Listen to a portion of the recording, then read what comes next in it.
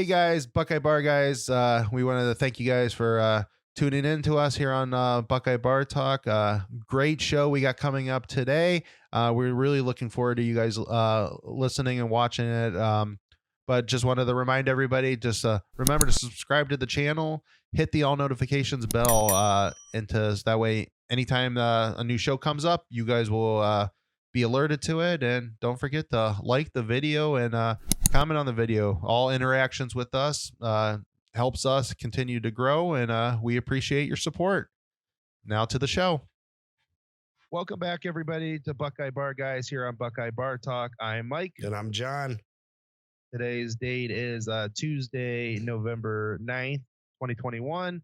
And we are coming off our win over Nebraska this past week. Got Purdue coming up later this week, which we will get into later in the week on our later show. So today's going to be all about Nebraska, and then we will finish it up about the rankings, which just came out within the last 15 minutes. So kind of big show. So ready to get going, John? Yeah, so the newly ranked Purdue, which we'll talk about that more later, but that'll be good for Ohio State. Yeah. Ranking wise, Buckeyes keep winning. They got some setting up to be pretty good for them, at least with ranked opponents coming down the stretch. All right, so Ohio State beat Nebraska this past weekend. A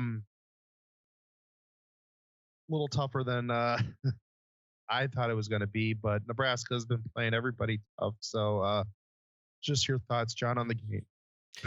So, excuse me, 26-17. Yeah, I mean, I don't know. It was kind of a weird game. Sorry about that. I got the same thing you got going on right now. Anyway, so rushing never took off. I mean, it was not a good game with run blocking. We can, dissect that a little bit more a little bit later. Passing, I mean, I don't know. They took away everything deep. So I know people it was frustrating again because I think part of Ohio State's looking to hit their touchdowns on deep throws, and just these teams are kind of starting to take those away from them. And it's not, we're starting to really struggle when we're getting towards the red zone. Then these teams are pretty much giving us to the 20 as a freebie. And then it's like they just shut Ohio State down and we got to settle for a field goal. So it wasn't the greatest game by far. I still think some people did some good things, though. Jackson Smith and Jigba had a record-setting day. He had 15 catches for, I believe, 240 yards.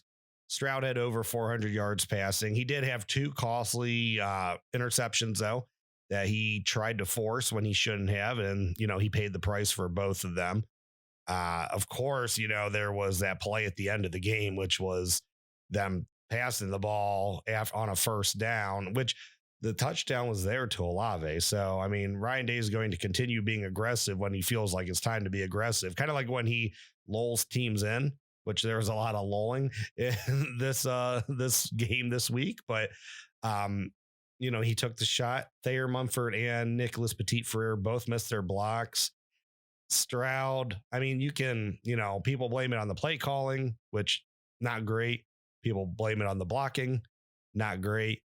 I don't think there was enough blame to go around with Stroud. I mean, the guy saw that these guys, they got through the line of scrimmage. One guy was at him. He pump faked and he thought he still had time to try to throw it again. So I don't know. At that time, I guess maybe tuck it, maybe just go down. Something, but that was very risky what he did.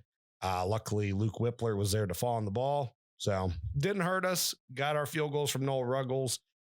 If he wasn't player of the game, he should have been.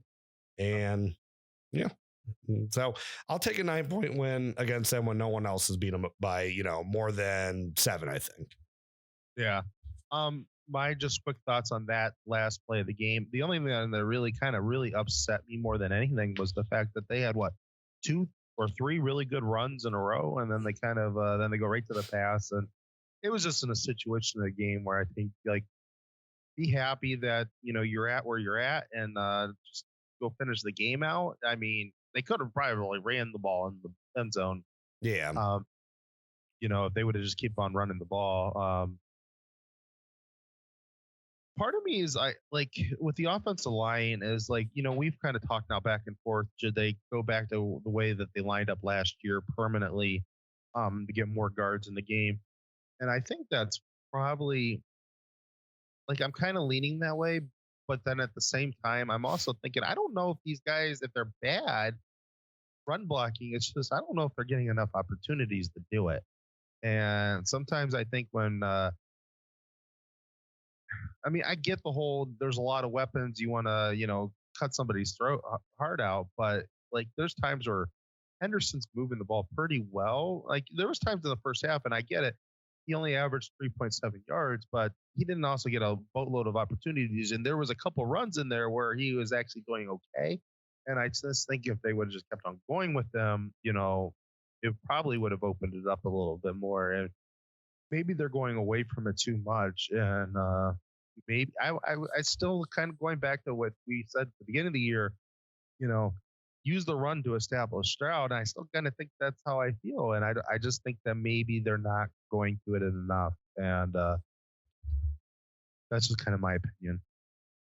Yeah, I mean, I can agree with that. Just you also at the same point, though, you got to be effective on the runs that you have. And a lot. And I mean, I'm not the one that knows this. I saw other guys talking about it. But if you rewatch it, you'll notice that a lot of the offensive line struggles have been with their assignments that they keep following like the slanting linemen in front of them, that they're not, staying within their lane or within their assignment. They're not. So what that's doing then is that's freeing up that backside end because there is nobody there to do anything to them.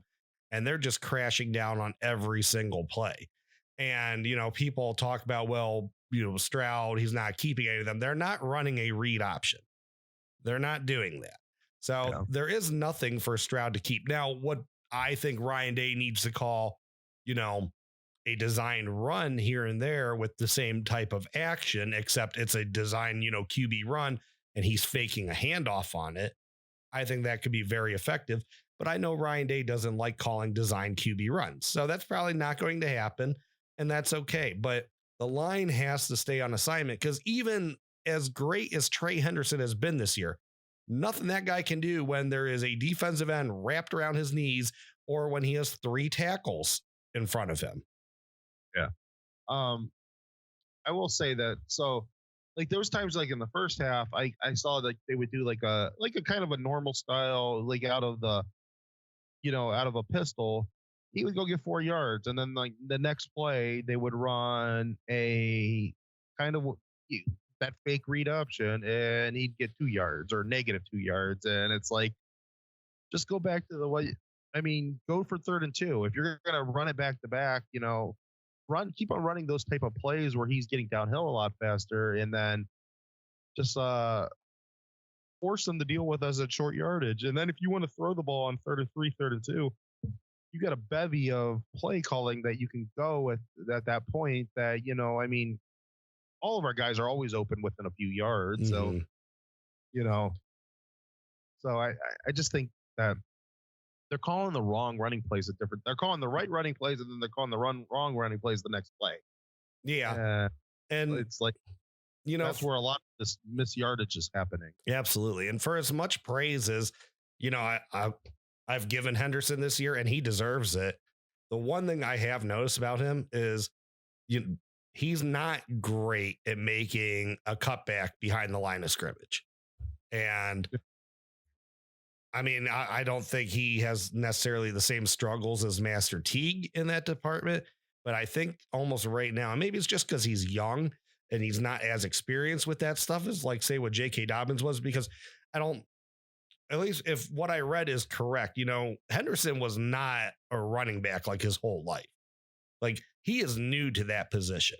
If I interpreted it or if I understood what I read correctly. So, a guy like Dobbins was probably doing it for a little bit longer. So that's why he came in as a true freshman, and it was more natural for him that he, those cutback lanes behind the line of scrimmage, whereas maybe Henderson doesn't see all that stuff right now. Of course, we've talked about it at length that the guy is probably the best change of direction dude that, I've seen in a long time running forward, that he can, make a cut, but he can still gain yards. But he just doesn't see that, like at the line of scrimmage, that he can cut back, against someone that's slanting down on him. And Yeah. I think Mayan's pretty good at that, though. So I think maybe, and I know Dave wants to get these guys more reps, but I think maybe we got to see more Mayan Williams in there. And again, I know he was hurt. So, and I think Henderson is the better of the two running backs. So I don't think he should get like the lion's share of the carries or even a 50-50 split that we saw so much with Dobbins and Weber in 2018.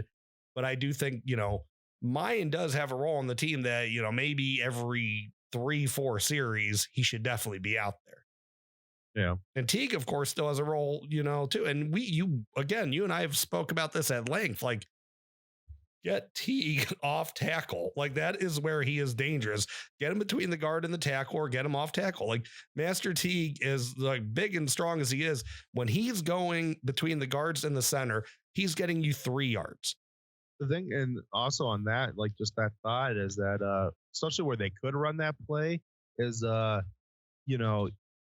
it might not work in goal to go, like when you're within the 10, but when you get to the red zone, you're at the 20. Like, he might be able to walk into the end zone with that because you're kind of still spread out as a defense, and you got more people back towards the goal line, but he gets out in front with maybe a couple blockers out in front of him. I mean, with a full head of steam, it's only 20 yards, and I've seen him take that to the house before, and he can get 20 yards on that play. So, like, I would like to see them maybe run that play when they first get into the red zone, and maybe he could score on it. The red zone things are starting to really bother me. It's just like, it just seems like that play call early in the game with Olave that where Stroud just rolls back and Olave comes back. They've ran that play before. That's like a guaranteed 6. Like, why aren't we running that more? That was like the first time we've seen that in the last several weeks. And so, I don't get that. The why.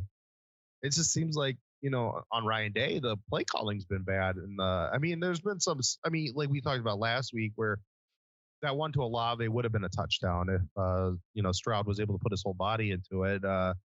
It just seems like, though, there's not enough of those play calls. And, why don't you run why is that a 4th down play call? Why don't you run that on 1st down? Like, there could be opportunities there. And it's like, I don't know. Yeah. Maybe they need to try to spread it out a little bit more, even in the red zone, and then try to run the ball, because it really does seem like too that and maybe this is maybe starting to see where this hurts. Now, the tight ends we lost last year, that they were better blocking tight ends, and with Farrell, that maybe that extra tight end that we're losing is starting to really hurt us on the edge. And if that's the case, then get a big hog in there, get another Haas up there, and bring Matthew Jones in the game then, and move one of the big tackles out to the outside as a tight end. And like, it just seems like that there's other things they could be doing that they're not doing. Well, they've done it with Donovan Jackson already, so you can still use him in that role. You can bring, you can have Rucker out wide but motion him in as a blocker. There are different things you could do, but it's just, the problem is, it's like when they're in the tight end, being tight on the line of scrimmage, it has been so predictable that they're going to run. Yeah. And they're getting caught every time. And like, this forces the defense to really tighten up. And it seems like the more tight they get, the harder it's our offensive line to get out in front of them. Line's got to do better run blocking. And I think a lot of the red zone struggles is just, that's what's happening, is they can't establish the run. And I know that people could say, well, it's on Ryan Day, but it's maybe partially, but it's also very much on the offensive line, that they got to be able to get their bodies on the defensive lineman and get a push. Yeah. At that point, it's just whoever's the nastier of the two. That's just, that's smash mouth goal line football. You're just, who's meaner at that point? Yeah. The put the guy, a little couple yards past. Ryan Day might be an offensive genius, but your playbook is only so big. The guys only know so many plays, that's like, and I just, you call what your team knows. And I do think situationally, though, he could call better plays, because we saw, and I know it might have been against lesser competition, but we saw him do things with, Trey Henderson that they have not done the last 2 weeks. Yeah. Or any running back. I've also been concerned, and we kind of talked about this during the game. No, I'm not watching the all 22. I'm not looking for this. So I'm not like, this is not a conspiracy theory or whatever that I'm just making things up. I'm just wondering, this is just me thinking out loud, is there like, it just seems like the last 2 weeks they've been guessing some of our running plays fairly easily at different times. Like, is there a tell somewhere that, and tells happen. I mean, if, is one of the linemen tipping their hand of which way they're going? I mean, which is possible. I mean, yeah, I've heard deep players talk about that before. Certain offensive linemen, they tip whether it's a pass block or a run block. Sometimes you can tell on pulling guards if their feet are a little further back than they are, and other times that they're probably looking to pull. So that's just stuff like that's really getting me wondering that it just seems like that they're just a lot of times they're guessing right now. Yeah, and I mean, I also heard that the Penn State guys were calling out on the defensive line where Ohio State was going, and they were guessing right. And I don't know, like if you're one of the linemen or something, you hear them guessing right, like shouldn't we do something different? Like shouldn't we call some sort of audible or something? So yeah, it's puzzling right now. I mean, we can chalk it up to they've played two really good run defenses the last couple weeks. Purdue's a really good run defense too. So that's not easier. I mean, we got 3 good run defenses coming up. I think though Kenneth Walker did all right against them. I'm pretty sure last week. I mean, I know they pretty much handled Michigan State after, I think that game was 7-7 at one point, and then it was kind of all Purdue. But yeah, Kenneth Walker did good though. He had 22 carries for 136 yards. So, I mean, you can get rushing yards on these guys. Of course, Illinois ran for what on Penn State, and we thought we were going to run for like 400 yards against them, and that just never happened. So who knows? But there's definitely, you can run on them. And Trey Henderson, honestly, I know 4.4 isn't the average we're looking for, but he had 92 yards on 21 carries. Like, yeah, he did find stuff going. He started picking it up. I mean, he had a big run in the fourth quarter. That was why that just made it really weird. Like I said on that pass play, been like Henderson. There was only a couple minutes left in the game. Henderson seems like he's kind of getting warmed up now, to kind of put the game out of reach, and it just seemed like a weird call. I mean, I know you want another touchdown, and that's great and all that stuff, but I mean, sometimes you just gotta, I mean, and again, 2 different play callers, but it just kind of reminds me back of, Trussell back in 2008 when, Beanie against Michigan State, or 2007, he literally runs out the last 9 minutes of the game. Yeah. And they literally run the clock out. And I mean, I get it that, at any moment, Henderson you could try to do that. He could go take one of the house. Well, so could have Beanie. I mean, he was right. able to do stuff like that too. Sometimes, I know a lot of people might groan too, oh, you're just being really overly conservative, but you have complete trust in your running game and your offensive line, and you just go challenge them, be like, all right, we're going to go win. Let's go finish this game. And you guys get bodies on people and give Henderson gaps, and he'll do the rest. And, I just think like, nothing bad happened, but something could have bad happened. I mean, if that fumble, I mean, we were joking the other time. I mean, how many times I've seen big guys, usually when big guys when Whippler, a lot of times when they land on the fumble, the ball pops out, and I could just see a ball squirting out and a cornerback coming running up for Nebraska and be able to scoop and score. Well, because I mean, they had a whole sideline. So yeah, that very easily could have been a scoop and score. Like, I mean, stuff like that can't happen. And so that, that's why maybe you don't do something like that in that situation. But I mean, it is what it is. They survived. So I can't get too upset about it. It's just, you might not survive it next time. So you got to maybe chalk that one up in the back of your mind, being like, well, the next time that situation comes up, I'm going to just maybe run the ball and then trust my defense if they don't get it or whatever. kick the field goal. I mean, it was really disappointing that both Thayer Mumford and, MPF, your two All-American tackles, just got blown up like that, though. So I think you would usually think, 9 times out of 10 that doesn't happen. What I was kind of thinking, though, and I don't know how your thoughts on this are, but do you think Ryan Day sees any value right now that maybe he trusts his run game? Let me rephrase this, because I think a lot of issue right now is he's not trusting the run game. But do you think Ryan Day kind of thinks that ultimately to win this thing, he needs CJ Stroud to be at full confidence, be 100% in sync with the receivers, and that's why he's kind of given him like the work he is, and that's what he's doing? That I think maybe he realizes to win this thing, you're going to have to do it, a lot of it through the air. Yeah. I mean, I get that. And I can see that. But even Stroud the last couple of weeks, I mean, he's had some moments where he's not really been in sync. Mm-hmm. And I get it was lesser competition, but the previous weeks when they were having, those games, when they were having a better running game, he was a lot more in stride with his receivers because it's a much more unpredictable offense when you're running the ball well and you're throwing the ball well. I mean, the thing that worries me, if they get one-dimensional, they could get picked off one of the next 3 weeks, one of the next 4 weeks. You get a good enough defense, you get too one-dimensional, and they're shutting down the running game. That could be in a situation. And granted, yeah, you have the best receivers in the country, but you can't always live. I mean, that's where the Big 12 always gets in trouble. You can't live and die.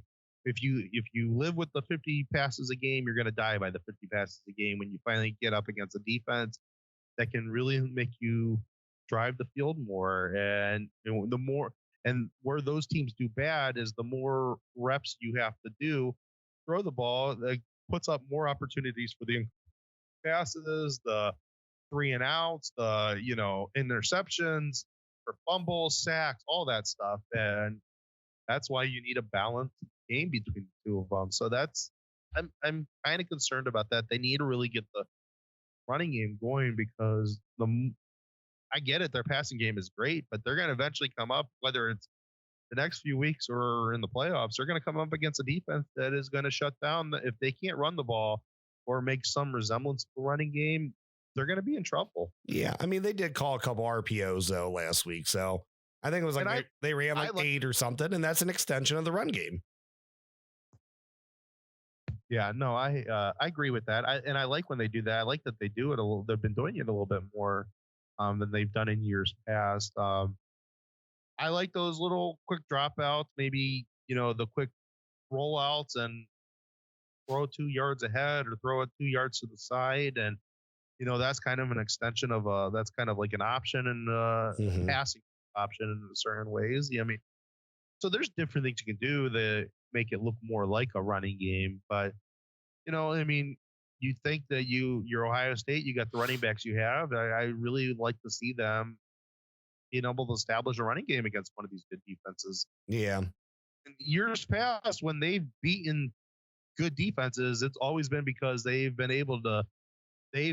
buried them running the ball. I mean, look how many you think about the top rushing defenses. We've always had like kind of a joke about that, in years past, when you think of Michigan's the number 1 ranked rushing defense or Wisconsin's the number 1 ranked rushing defense, and they go out and put 200 yards on them or 150 yards on them. Like, it's nothing. And it's like, and that's always seems like when they get up to play one of those good rushing defenses, well, it's because they haven't played us yet. And then run the ball on them. And then so, we skew their numbers. That's kind of it's a little nerve-wracking. I mean, I'm not saying that any of these teams coming up are going to beat them. It's just the last 2 weeks have been tough, and the next several weeks are not going to be that easy. If these weeks were tough, those weeks will probably be tough too. If you can't get some sort of balance going on in the offense, right? And I mean, the proof is in the stats. The proof is in the scores. Plus 50 passes in a game is not ideal for Ohio State. Oh, I mean, they have not scored over 30 points doing that. I mean, we have arguably the best receiving core in the country, and I would have never called at the beginning of the season, I want to let us throw the ball 50 times a game. I mean, I'm no expert at football. I mean, I've watched football long enough, though, that I understand the game, that that's a losing formula eventually. Like, Well, you might overwhelm lesser competition, but eventually you're going to play a defense that you can't overwhelm that as much. you got to evolve your passing game. If you're going to do that, your passing game's got to evolve a little bit then that, you can score in the red zone with it. And Yeah. it hasn't happened. And I don't know, maybe he runs more in the red zone than what he tries to pass. And, the running game, because it's stuttering, I don't know. It's something has to give that you're converting to touchdowns, because as good as Noah Ruggles been, and I don't know if you heard Kevin Wilson's press conference today, but like he said it that, as much as they appreciate that, you don't win championships kicking field goals.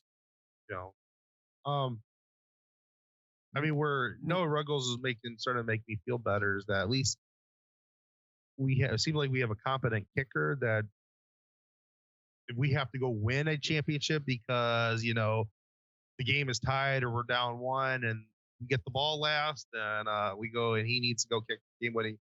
I mean, that's a lot of more stress than he's had so far, but at least he's had some stress the last few weeks that these at least he's had to make these kicks to keep us in front of the scoreboard. Right. So, yeah. I mean, he put these teams out of the game with these kicks. So he's definitely, there has been stress on him, and that's really good. Real quick before we forget to bring it up, what do you think about Stroud saying after the game that he's not a running back, that he throws for a living? I don't like it because even if that's how he feels, and I mean, it's obvious that's how he feels, he needs to word that a little bit better. I mean, he has taken off with the ball a couple times. Yeah, he has. And like, I would have much rather him say something like, I'm a throwing guy first, but if I have to tuck it down and I see an opening, I'll tuck it down and I'm not afraid to do it. Every time I get close to the line of scrimmage, somebody breaks open. Right. And that's all I would say is, I see somebody open and, I feel that guy's going to get more yards than I'm going to get. So like, I guess again, he's young and this is if this would have been next year or the year after, he probably would have answered that question a lot better. Yeah. And Day addressed it today. He said that, he has ran that, of course, going down the stretch here against some of these defenses, if the yards present themselves, he's going to do it, but he's not going to call a play that's going to put him in harm. Yeah. And I think that's like the disconnect here is a lot of fans, some think it's still Urban Meyer's offense where they're running read options and they're not. Some people take I'll be honest. I get frustrated and, a lot of times Stroud's actually like proving me wrong because I'll be screaming at the TV, run. And then he throws it 12 yards downfield. I'm like, oh, well, he ends up getting, anywhere from 12 to 20 yards on the play. And he probably would have only got 8 with his feet. So obviously he made the right choice there. So he proves me wrong. But my thing is like, I don't want him, running QB powers or, I don't want him running all the time. But what I want him to do is if you see green, get closer to the first down. Yeah, no, I agree with that. That was the thing. I mean, this is a fan base. I mean, we've seen running style quarterbacks for a long time. It wasn't even just Urban Meyer. I mean, even though, Troy had a hell of an arm, but, Troy would take off with the ball when he had to, and he would get, he could get first downs. And yeah, Troy wasn't scared to run at all. That was, he was dual threat. Pryor was obviously more run than he was pass. Yeah. Braxton was more run than he was pass. JT was a friggin' fullback, that threw the ball. So yeah, he was just another version of Tebow and Meyer's offense where, Urban had no problem on 3rd and 3s and even 4th and 3s that JT will get it. And JT usually got it. Yeah. Even Cardale, is not as he was not a graceful runner, but he wasn't afraid to run the ball. And that's not saying Stroud is, like you've said, there's actually, if you look at it, he has tucking gone. And like I said, I've screamed at the television, go, and he makes the right decision because he throws it and someone's there. again, I like safe plays, I guess. And when it's, 2nd and 8 or 2nd and 10, whatever, and they are giving you 8 free yards and you might be able to make a play for the other 2, but at least you're going to get yourself to a 3rd and 2 situation. I don't know. I still think even if a guy's wide open, it's still less risky to run and slide. All right. I mean, we've I think hit all of our stress points with the offense. So let's hit the defense. Defense played a good game, and they gave Yes. 2 bad plays, and And that was it. That gave them 14 points. So I Mhm. mean, that was, and I know I saw a lot of people on Twitter screaming about the defense, and I get all that. The defense still has some breaking times in the defense, but this is in my opinion why it falls more on the offense. The offense has to do what the offense has, Right. what it's supposed to do, and they've had the ample opportunities the last couple of weeks to get more points than they've gotten. Yeah, kind of got to get those, because as much as I love the improvement of this defense, I don't want to keep on putting this on the defense that they're only 7-10 points in front when they should be 14 to 21 points in front, Mhm. because they might give up a big play, and that happens, and that that's why the offense needs to start showing up a little bit more, and they need to get some of this stuff figured out, because the defense is playing good, and the defensive line's really, really, really playing good. Like, they are coming alive. I mean, and they're just getting better by the week. And I mean, Mhm. Martinez, the majority of the game was having a hard time staying up. And I mean, they were hitting him, they were sacking him, they were knocking him down when he was throwing. They were making him feel it most of the time when he just took off and ran it. I Mhm. mean, they did a hell of a job, containing him for the most part. I mean, there got some parts in that game where could have got nervous that if with the offense not scoring, that if Cross would have went more to a if complete, like we could run full blown wishbone, and we might be able to get them on their heels, and he did for a little bit, and Ohio State shut that down then after that. And so again, nothing really upsetting that most part for the defense. I mean, the defense is always where they're gonna live and die, is always gonna be the middle of the field. Their linebackers still at times doesn't get the proper depth that they need to get. The safeties at times are still out of position. It's a scary thought whenever ever they're in a single high, because it's like, always the bad things happen then. Yeah. And they don't have the right guys, just not making the correct plays, they get beat. The single high safety, like, they got to learn that you are the last safety valve of that defense. You can't get sucked in to action somewhere else on the field. Like, you can't get beat. And yeah, that was rough. And that was on both of them. The safeties are what they are at this point. So, Proctor's not coming back. He's out for the year. So the safeties are what they are. Hopefully, the play can get better. I just don't think it's ever going to get extremely better. You still got to show, the cover one look, though. You still got to be in the single high every now and then.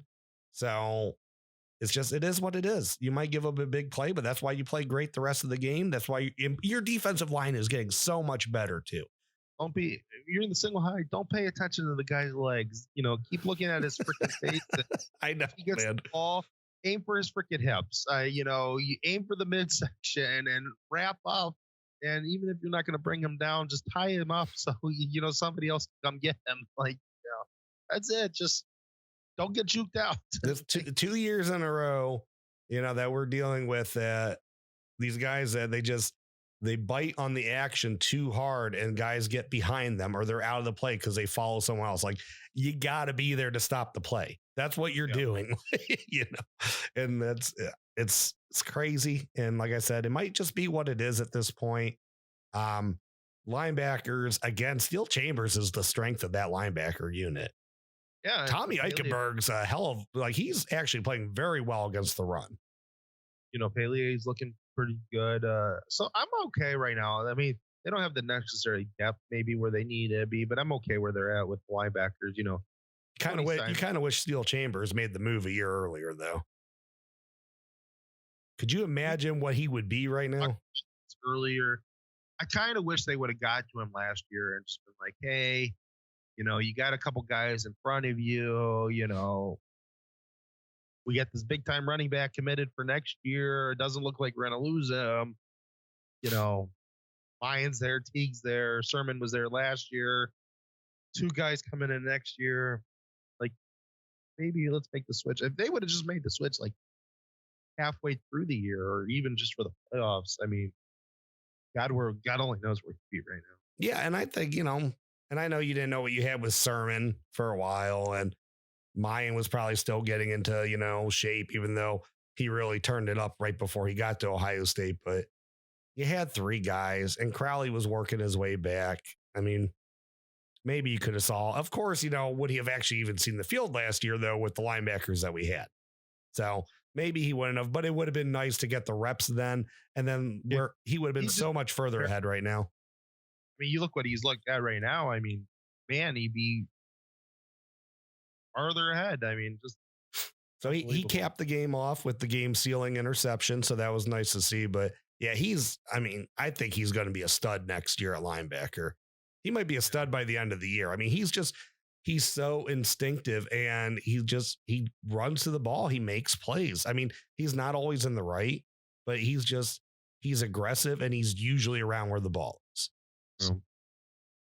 When are we going to actually play a receiver that can really, I mean, I know Dotson was a little bit better, but we just haven't had a guy that's really challenged any of our outside corners yet. Mike, we're not talking about Purdue yet. That's David Bell. Mike we're talking about him on Thursday. It'll be an interesting matchup. I don't even know. He's not went up against a corner as good as Denzel Burke yet. No, but he has insane numbers though. I mean, he's over 1,000 yards for the season. It's crazy to think how good Denzel Burke is as a true freshman. I mean, we still have 2 more full years like that. And we were talking about this the other day or during the game. Like, and I know Okuda didn't really play, and but normally most of our guys, like our big, even like Lattimore, our big time guys that I remember Conley, some Apple, some. It was like deer in the headlights. It was always like the following year when they really started like getting settled in. It's like this guy's like already settled in now. He's like making. You would think he's a junior now, like the way he's making. He knows when to react to the ball. I mean, he's always got his head turned perfectly for the most part. He's stride with these guys. It's not even gotten to the point where he's even had to take on a 50-50 ball yet. Like it's crazy. Yeah. And I mean, I think this might be his best test up to date. He knows how to use the sideline to his advantage. I mean, he understands every little aspect that a more experienced corner gets. Like, it's just crazy that he's only a true freshman. Like, he's going to come down. Like, if he stays healthy, it's like it would be hard to think that he doesn't win the Thorpe. Like, that. Is he a finalist this year or a semifinalist? Because he should be. He should be. I don't know if he is because how young he is. But he's going to win one at Ohio State. He should. I mean, I was like to the point of like, I'm like ready to guarantee that. Like, he's already. I mean, I know that. I mean, I've watched some of Georgia. He's top 5 corner in the country right now. Like, that's crazy. Yeah, he's really good. And, Cam Brown's actually not far off. He's doing great too. I mean, he's been shut down. 7, like you and I have talked about it. I think some people. I don't know if it was just the injury stuff at the beginning of the year. I think 7 sometimes is criticized unfairly, though, because I don't think he's given up much of anything this year either. Like, I don't know what you're nitpicking at. Is he as good as the other 2? Maybe not, but he's just a step behind them. Yeah, I haven't seen one he's even given up a pass, so I don't know. Yeah, so the defense, it's super impressed with the defensive line. Where they're at, and the outside stuff I'm fine with. You're going to give up your stuff in the middle, and that's why the offense just needs to be on top of their game when, and if you play a good defense and you're playing your best offense and you have 3 and outs here and there and they shut you down, but you still get some of your stuff. Like, I wouldn't even, if they were playing their best football and, just for whatever reason, the defenses were shutting them down a little bit, stuff like that. It's just, there's been a lot of sloppy stuff out there. And that's kind of what's just worrying me that, they've had a lot of bad penalties too lately. I mean, yeah, some of the stuff that they've done. I mean, even a couple of their holds have been like really ridiculous. Like, I get you can call hold on every play except when Ohio State's on defensive line. There's been some really egregious ones that have been missed against Ohio State. And that line's getting so good, though. I mean, they help that secondary out. They help each other out because, Burke's great in coverage. That buys them an extra second.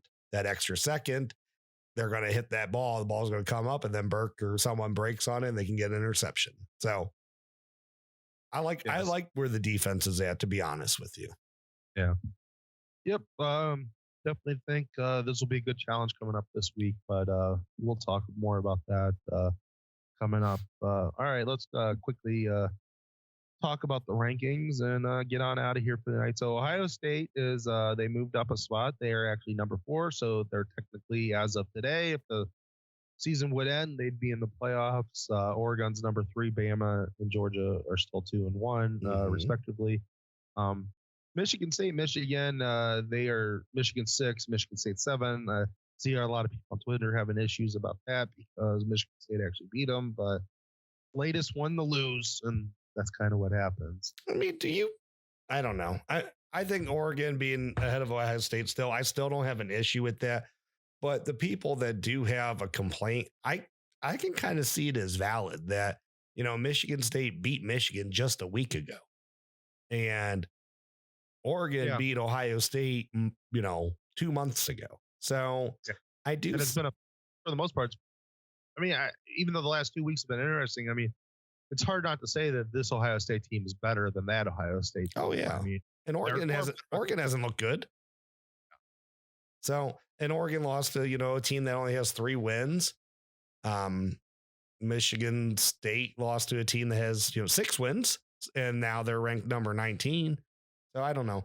I see it as a valid argument, but they did lose. And that's kind of how college football's kind of gone forever, like it's recent losses get you thrown back further. So that's kind of the way it's always been.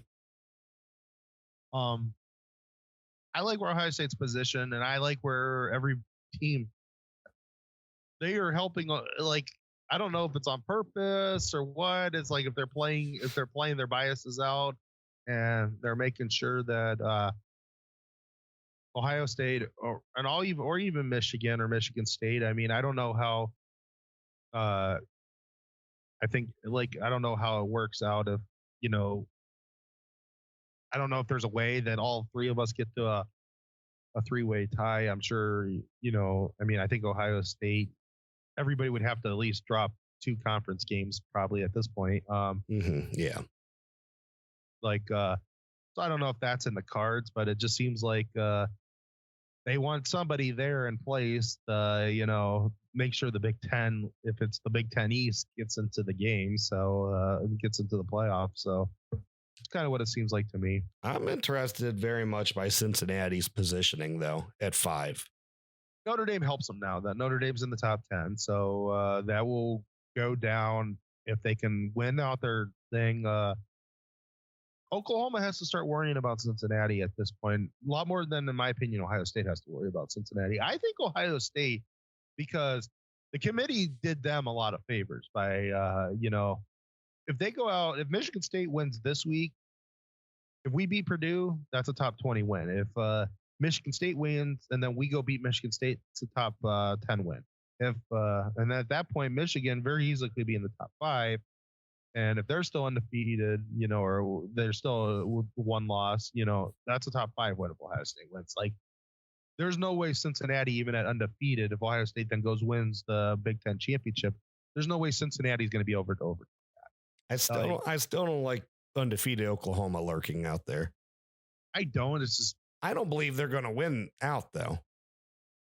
Part of me doesn't believe that either, but the committee in years past, they've always said that all that stuff matters is when things are equal. And like right now, to me, that they're just saying that they believe Ohio State is that far and better than all these teams, and that So I don't even know in their brains that they're even considering them equal. I mean, that yeah, undefeated. they got Baylor on Saturday. They're ranked 13th. Iowa State always, they give everybody good games.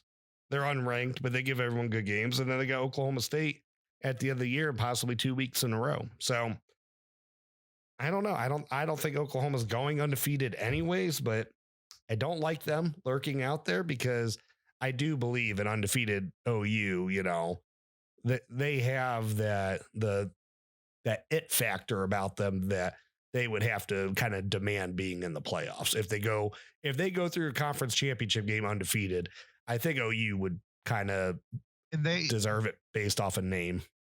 And they very much will. But you know who I think that hurts at that point? We don't know what's going to happen fully with the SEC, if they're getting 2 or just 1. I think at that point, if Ohio State wins out and Oklahoma wins out, and they let the 2 SEC schools in, if Alabama beats Georgia and both those go in, I think Oregon gets hurt at that point. They're making points that Oregon has their quality win. And Ohio State hasn't had an opportunity to have the quality win yet. Ohio State has multiple opportunities now. And at the end of the day, Ohio State could end up with 3 or 4 quality wins over Oregon's just 1. And I think they're not going to consider those 2 equal teams then at that point where the head-to-head even matters. Honestly, I think Oregon's losing to Utah in 2 weeks anyways, possibly losing one of the other ones to Washington State or Oregon State too. So I'm not overly concerned about Oregon finishing with just 1 loss because they're going to have to play Utah twice. So I think Utah will get them 1 of the 2 times. Yeah. At least I think they would have to play Utah twice, unless maybe they would have to play Arizona State, one of them. But regardless, I think someone is going to get Oregon again. They've been hanging on by a thread. Like, people can talk about unimpressive wins by Ohio State, but the last 2 weeks, I mean, Ohio State, neither one of those games have been in doubt. And you can say what you want, like how close they were at a certain point, whatever. Like, I know Penn State took the lead on Ohio State, but there was, a point fairly early in that game that Ohio State had complete control and the game was no longer in doubt. They just had to kind of let it play out. I mean, Oregon's been close to losing games. Yeah. Real quick on Penn State before we end the show, it's kind of BS. You want to talk about head-to-head wins? They've beaten Auburn, and they beat Wisconsin, and somehow with 3 losses, yeah, Auburn is still in the top 25, but Penn State's not. So Wisconsin is too. And granted, they might have the worst loss out of the bunch, but still, they've had, by 2 points in 9 overtimes. Yeah, they lost to Iowa, and they lost to Ohio State. So, and then they played a 9 overtime, whatever, that game was against Illinois. So crap like that happens. And, so I just don't see when you want to talk about head-to-heads and stuff like that. Well, I mean, they've literally beat Auburn, and somehow Auburn's still in the top 25. Right. But, I mean, Buckeyes right now, though, winning, you're in. That's it. Just keep winning. I don't think you need to win any game by more than a point, to be honest with you. Winning, you're in. Oh, yeah, I kind of agree that way, too. I just don't think – I think Ohio State is just set up perfectly right now that – and, committee did that for them. Whether the committee are really fully – whether they're doing Ohio State favors or they really agree that these teams are really that good, it doesn't really matter. Ohio State, if Michigan State wins this week and we beat Purdue, we're very – Michigan beats Penn State. I mean, there's – legitimate opportunities. We're going to be playing the 2 Michigan schools back to back, and they're going to be both top 10 teams, possibly Michigan being a top 5 team. So, I mean, those are real wins. And that's going to be all right, there's Ohio State's marquee wins. And at that point, then that trumps, in a lot of ways, if they don't consider Ohio State Oregon Eagle, they're going to say, well, those wins are better than Oregon's win against Ohio State when Ohio State's really didn't have their identity yet. Right. They do. And as long as the West does not just absolutely implode, I mean, Ohio State, you just beat a team that, of course, now has 7 losses, but you beat them by more than anyone else had beat them in the 7 losses that they have on their own field. So that's one thing. But then, you're going to finish the game or the year against 4 ranked teams, unless the West completely implodes by that championship game. Yeah. And 2 of them are going to be very highly ranked games that should be top 10 matchups between the 2, Michigan teams. So, yeah, it's going to be a wild ride, because to win this thing, you're going to play 6 straight ranked games. But Ohio State's up for it. Ryan Day's up for it. But yeah, that's why I say win and you're in. I don't think they need to win by more than a point the rest of the way out, and they're going to be in the playoff. The biggest thing I want to see right now is it's not necessarily blowing people out, but I just want to see the offense start clicking again. If the offense gets to clicking a point, then there's really nothing there's not going to be any disagreement. And if they win out, the offense is looking where like you think the offense should be at. And then it's like, well, I mean, there's a lot of people that already think they have the best offense in the country. And I'm sure there's people on that committee that feel that way. And so if they do that, then that's just going to give more points to them. And be like, all right, this is a team that absolutely deserves to be in it. They lost a bad game and they completely fixed everything after that loss. And now they're back to where they should be. And, run Henderson out of the pistol. Yeah, that's the way. That is the way to go. Give him a little bit of a head start and run him on the guard or between the guard and tackle or off the tackle, whatever. But you got to start doing some more creative stuff again on your running game. Yeah. And they'll be fine. I think they're supremely, more talented than anyone in the Big Ten that they have left in front of them. All right. Anything else you want to hit on tonight before we get on out of here? No, sir. It was a good day. Good playoff rankings. I'm happy with it. So happy. Keep going. I know the one year we were pretty, in 16, we were well ranked throughout. And obviously in 19, we were well ranked without. It feels better when you feel like you just have to keep winning instead of like, in 14, like when you have to make, impressions while you're winning, right? Granted, they made an impression against Michigan State and then they made an impression against Wisconsin, so they did it. It's just it's a lot easier doing it this way, that when you feel like you're actually in the driver's seat. Absolutely. So yeah, just keep doing it. They'll be good though. Just can't take Purdue lightly, but we'll talk about them here in a couple days. So I don't think they will, but definitely agree with that statement. All right, let's get on out of here. All right, well, thank you everyone for stopping in tonight to the Buckeye Bar. I'm John. I'm Mike. OH. IO. Thank you for tuning in to this week's Buckeye Bar Guys on Buckeye Bar Talk. Don't forget to subscribe to the channel, hit that all notifications bell so you see when new content is added, and please remember to like and share so we can grow our audience. Don't be afraid to comment. We want to know what you're thinking, and we want to know what content to add for you guys. OH. IO.